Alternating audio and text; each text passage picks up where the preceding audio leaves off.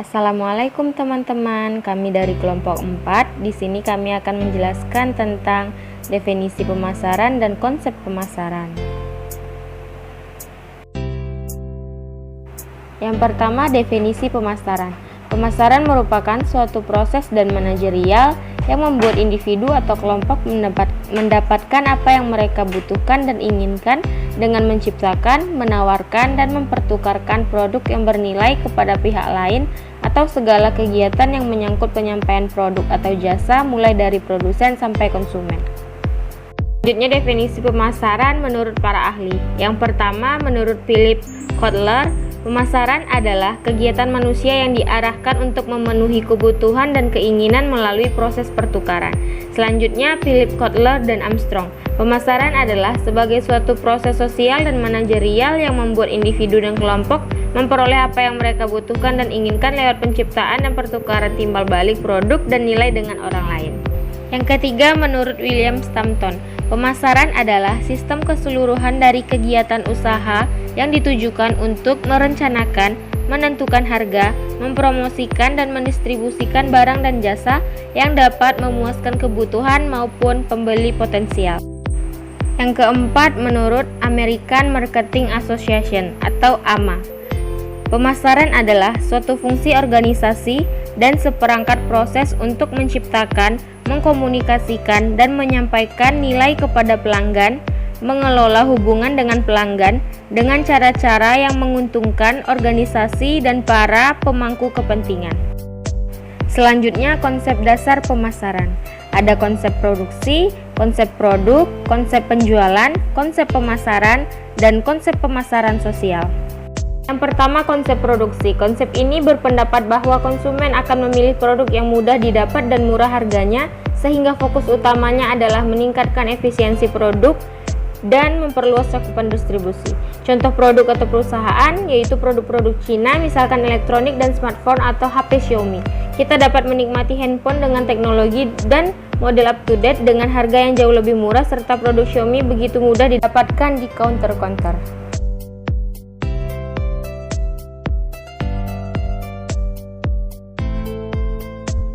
Selanjutnya, konsep produk. Konsep ini berpendapat bahwa konsumen akan memilih produk yang menawarkan mutu, kinerja terbaik, dan hal-hal inovatif lainnya, sehingga fokus utamanya adalah membuat produk yang lebih baik dan berusaha terus-menerus untuk menyempurnakannya. Contoh produk atau perusahaan di sini yaitu jam tangan Imo. Selanjutnya, konsep penjualan. Konsep ini berpendapat bahwa kalau konsumen dibiarkan saja, maka konsumen tidak akan membeli produk perusahaan dalam jumlah cukup. Oleh karena itu, perusahaan harus melakukan usaha penjualan dan promosi yang agresif. Contoh produk atau perusahaannya, perusahaan jual beli online seperti Shopee, Lazada, dan Tokopedia. Selanjutnya, konsep pemasaran. Konsep ini berpendapat bahwa kunci untuk mencapai tujuan organisasi terdiri dari penentuan kebutuhan dan keinginan pasar, sasaran, serta memberikan kepuasan yang diinginkan secara lebih efektif dan efisien daripada pesaingannya. Contoh produk atau perusahaannya yaitu perusahaan Dell Komputer. Pemilik brand misal Dell membuat produk sesuai kebutuhan konsumen.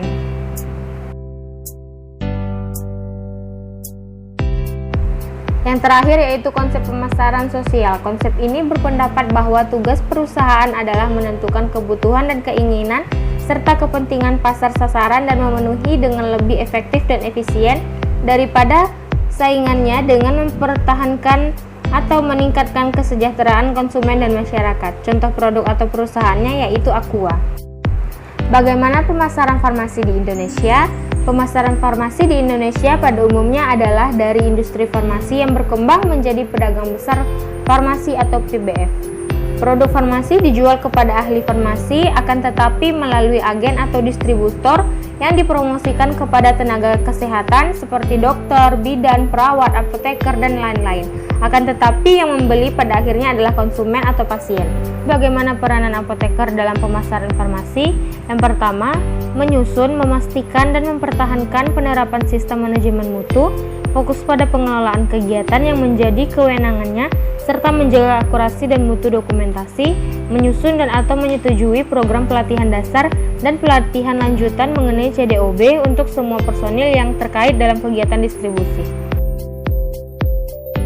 Selanjutnya, mengkoordinasikan dan melakukan dengan segera setiap kegiatan penarikan obat dan atau bahan obat.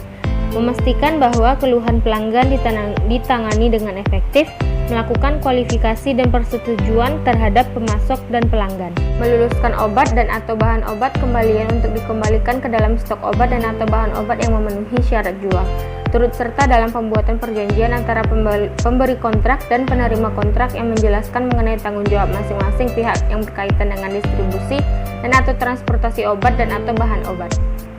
Selanjutnya, memastikan inspeksi diri dilakukan secara berkala sesuai program dan tersedia tindakan perbaikan yang diperlukan, serta dalam setiap pengambilan keputusan untuk mengkarantina atau memusnahkan obat dan atau bahan obat kembalian, rusak, hasil penarikan kembali atau diduga palsu. Memastikan pemenuhan persyaratan lain yang diwajibkan untuk obat dan atau bahan obat tertentu sesuai peraturan perundang-undangan.